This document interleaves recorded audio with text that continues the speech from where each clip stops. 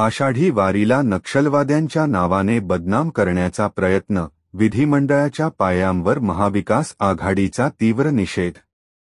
राज्य सरकारमधील मंत्र्यांचा भ्रष्टाचार दिवसेंदिवस उघड होत असताना जनतेचे लक्ष विचलित करण्यासाठी महायुतीचे नेते नवा प्रचारकथा रचत आहेत.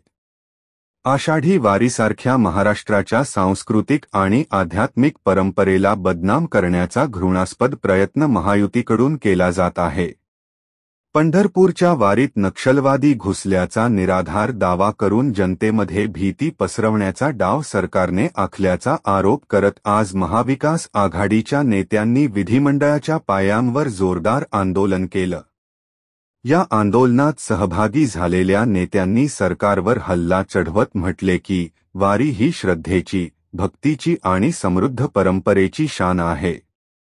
ही परंपरा राज्याच्या अस्मितेचा भाग असून ती बदनाम करणं म्हणजेच महाराष्ट्राच्या संस्कृतीचा अपमान आहे. भ्रष्टाचाराचे आरोप झाकण्यासाठी आणि जनतेचे लक्ष विचलित करण्यासाठीच ही दिशाभूल सुरू असल्याचा आरोप त्यांनी केला.